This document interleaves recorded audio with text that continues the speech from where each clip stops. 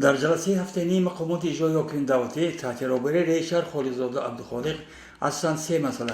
وضع اپیدمیولوژی در ولایت از جمله شهر دیوت پنجکین، کارهای بهاری صحرایی و سفر رئیس ولایت سوخ رجب احمدزاده و شهر پنجکین و وظیفه‌گذاری‌ها در ساحه‌های مختلف خواجه خلق مورد محاکمه قرار گرفتند. خالدزاده عبدالخالق نخست وضع سانیتاری اپیدمیولوژی شهر دیوت را وابسته به تحلیل متخصصان ساحه طب شهر ارائه داده، حالت پنجشنبه بیماری صورتی از جمله کووید 19 را نگران کننده ارزیابی کرد. پیشنهاد گردید که در سمت پیشگیری بیماری صورتی مسئولیت هر یک شهروند باید بلند برداشته، رعایت قاعده‌های بهداشت، مسافه اجتماعی، استفاده آنتیسپتیکا، نقاب‌های محافظتی، توجه به بهداشت سانیتاری، گذراندن عکس‌های تازگی ساحل، شنبه‌گی‌ها از مهمترین وظیفه دانسته شود.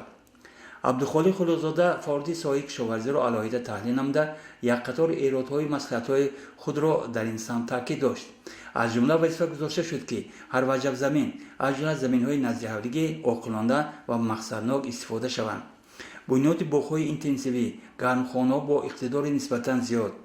بیشتر نمودن مساحت میدان شالیزار خاص از حساب زمین‌های ساحلی دریای زرافشان، استحصال محصولات خوش‌صفت و تدبیرها در سمت صادرات آنها به مرکز ولایت جمهوری و با چند مسائل مهم ساحه در ادامه سخنرانی رئیس شهر چون مهمترین وظیفه نامبر شدند. در ادامه مجلس رفت بنیاد انشاءات جشنی، جلب صاحبکاران به کارهای بنیادکاری، تعمیر و ترمیم مدرسه عالمدادخواه، جدا نمودن زمین برای بنیاد بنای آمار، تشکیل حوزه‌های ماهی‌پروری، ساختمان فرمه‌های چارپایداری و اسب‌پروری، پرداخت قرض آب پالیزی و برق، رشد ورزش و جلب بیشتر جوانان به آن، ساختمان باغچه‌های خصوصی که قسمت آن از وظیفه‌گزاری‌های رئیس ولایت سوخت هنگام سفر به پنجگین معین شدن مورد گفتگو قرار گرفتند.